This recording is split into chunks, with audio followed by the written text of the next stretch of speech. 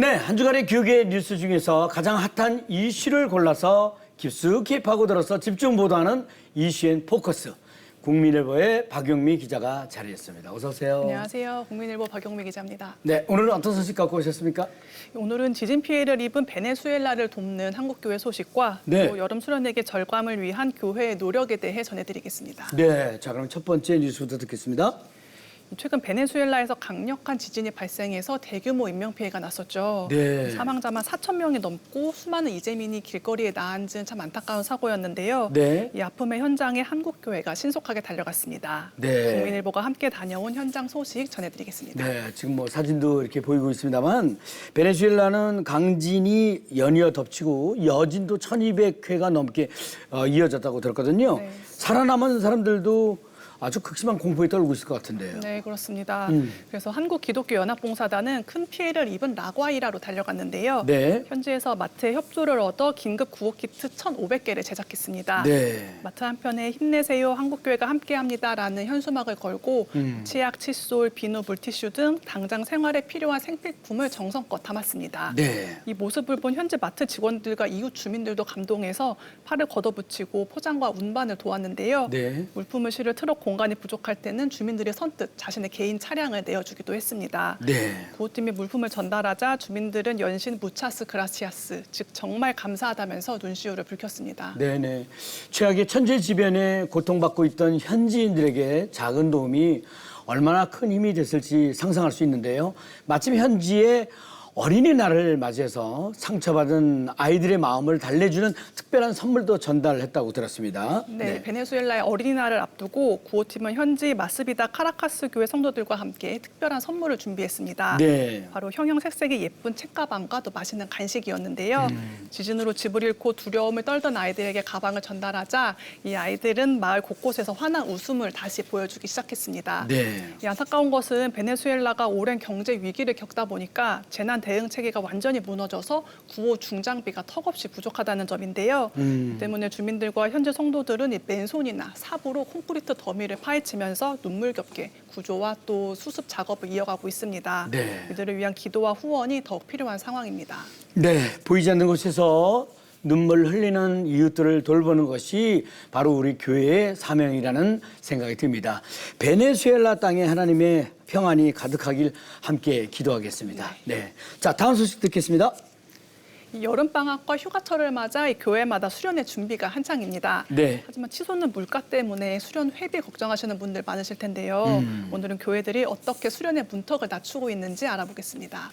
아, 혹시 말이죠. 회비가 비싸지면 재정 부담 때문에 수련회를 포기하는 성도들이 있을 테니까 교회의 고민이 더 깊을 거라고 생각이 듭니다. 이런 성도들을 위해서 노력하고 있는 교회들을 소개해 주신다고요? 먼저 대전 산성교회는 청소년부 수련회 회비를 지난해랑 똑같이 6만 원으로 묶었습니다. 네. 특히 아이가 많은 다자녀 가정을 배려를 했는데요. 첫째는 회비를 다 내지만 둘째는 절반만 내도 되고 네. 또 셋째부터는 아예 무료로 참여할 수가 있습니다. 그렇군요. 대신 네. 교회는 간식비나 이 활용도가 낮은 선물 예산을 대폭 줄였습니다. 네. 또 이마저도 오기 힘든 형편이 어려운 학생들을 위해서는 성도들이 익명으로 후원금을 보태면서 공동체의 사랑을 전하고 있습니다. 네. 자녀가 많을수록 수련회비 부담도 클 텐데 다자녀 혜택은 정말 좋은 아이디어인 것 같다는 맞습니다. 생각이 듭니다. 네. 우리 교회 성도뿐 아니라 주변에 다른 미자립 교회를 돕는 곳도 있다고요? 네, 이 서울 큰은혜 교회는 네. 자체 수련회를 열기 어려운 미자립 교회 청소년들을 위해서 이번 여름 영성 캠프에 초대했습니다. 네. 참가비는 단돈 1만 원이라는 이 상징적인 금액만 받기로 했는데요. 네. 부족한 비용은 교회 예산과 성도들의 후원으로 채웠고요. 또 청소년과 교사들이 직접 굿즈를 만들어 판매하면서 그 수익금을 수련 회비로 사용하기도 했습니다. 네. 성도들에게 후원을 요청할 때도 단순히 도와달라 이렇게 얘기하는 게 아니라 회비, 야식비처럼 사용처를 구체적으로 알려서 성도들이 더 기쁜 마음으로 동참할 수 있게 했습니다. 네. 청소년들은 부모님이 수련회비를 내주기도 하지만 수입이 없는 대학생들이나 취준생들은 회비 마련이 더 어려울 것 같다는 생각이 들거든요. 이들을 위한 아이디어도 있습니까? 네, 서울의 한 교회 대학부에서는 청년들이 자신이 감당할 수 있을 만큼만 회비를 내고 부족한 부분은 공동체가 채워주는 방식을 택했습니다. 네. 이와 함께 일상 속 지출 다이어트를 제안을 했는데요. 영화 한 편 값이나 여름 옷 한 벌 값을 아끼면 수련회비를 충분히 모을 수 있다는 것을 구체적인 수치로 보여주면서 다른 지출을 아끼고 수련회에 동참할 것을 독려했습니다. 네. 또 교회는 청년들이 카페 가는 비용을 아낄 수 있도록 이 수련회 준비 기간에는 무료 커피와 티백을 준비하는 세심한 배려도 아끼지 않았습니다. 그렇군요. 네. 돈 때문에 은혜의 자리를 포기하는 이가 없도록 배려하는 모습이 참 아름답습니다. 올여름 수련회에서 성도들이 많은 은혜를 받고 그 힘으로 또 하반기를 열심히 살아가면 좋겠습니다. 박용미 기자 수고하셨습니다. 감사합니다. 감사합니다. 이어지는 단신 뉴스 보시겠습니다.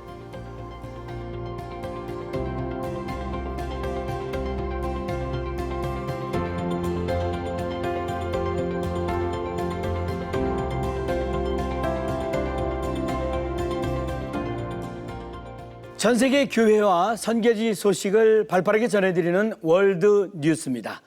오늘은 얼마 전에 있었던 순교자의 날과 북중미 월드컵 관련 전도 소식을 전해드릴 텐데요.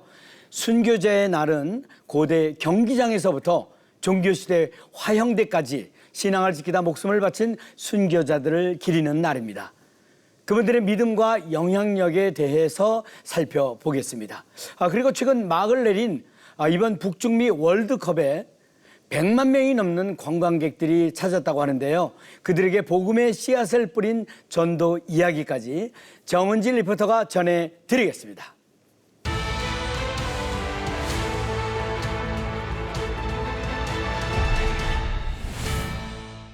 순교자의 날은 고대 원형 경기장에서부터 종교개혁 시대의 화용대에 이르기까지 그리스도를 위해 목숨을 바친 신자들을 기리는 날입니다. 그들의 용기는 오늘날까지도 큰 울림을 줍니다. The Day of the Christian Martyr is a day to really honor the sacrifice of brothers and sisters who laid down their lives for the cause of Christ. And according to church history, that is the day the Apostle Paul was executed outside the city of Rome. So a very significant day in Christian history. And what better day to look back and really honor the memory and honor the example of these Christian martyrs. But also, I hope what happens is we get inspiration. 초대교회 시대의 박해는 목숨을 건 것이었습니다. 오늘날 튀니지라고 불리는 카르타고에서 순교한 페르페투아가 감옥에서 남긴 일기에는 순교를 앞둔 믿음의 고백이 고스란히 담겨 있었습니다. Perpetua, really an amazing story, executed in 203 AD in a Roman arena in Carthage. One of the really fascinating things about Perpetua's story is while she was in prison before she was executed, she kept a journal.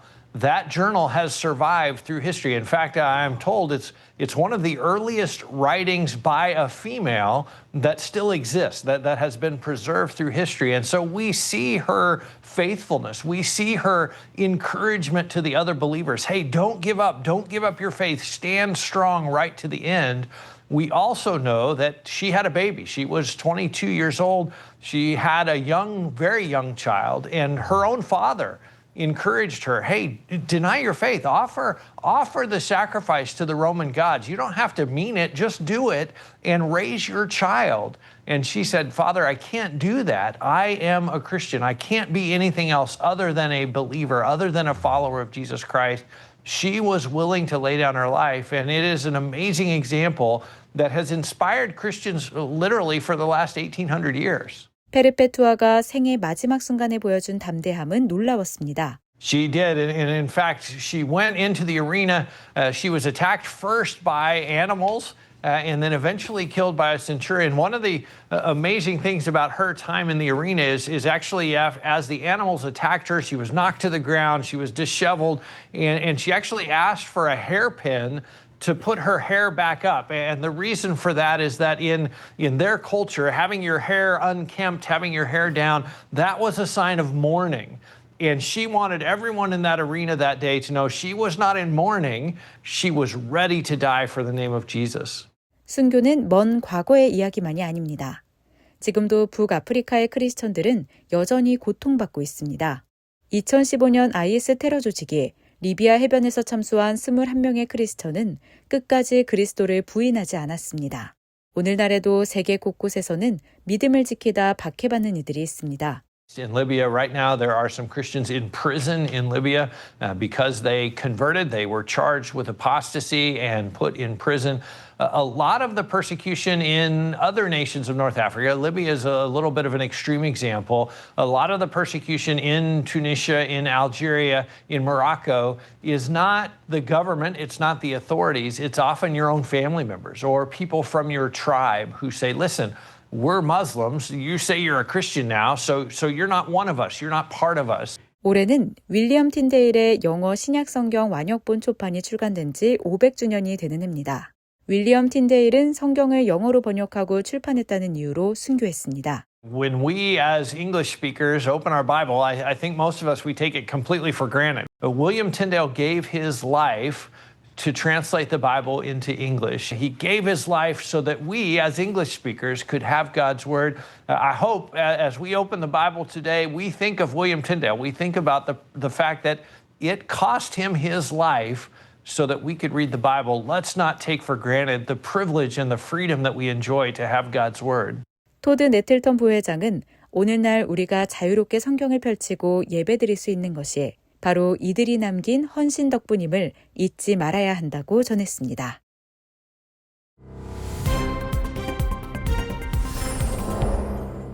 북중미 월드컵이 성황리에 막을 내렸습니다. 전 세계에서 100만 명이 넘는 관광객들이 월드컵을 보기 위해 미국, 캐나다, 멕시코를 찾았다고 하는데요. 경기장 밖 곳곳에서는 기독교 단체들이 예수 그리스도의 사랑으로 맞이하며 축구 팬들에게 복음을 전했습니다. 전직 프로축구 선수인 제시 브래들리 목사도 그중 한 사람이었습니다. And many people will come in for prayer because we have prayer teams there who are praying for the outreach but also available. A lot of people just keep walking, but they're listening. You might only have 1 minute from the time they can hear you. You know, you can plant seeds and then later on, they're still thinking about that.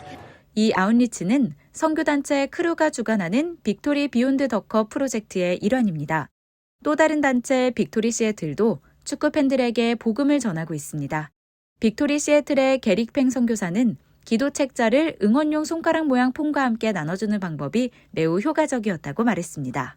There's a ministry called Try Praying. They actually are out of the UK, but they have bought thousands of those foam finger things that, and we're passing those out for free.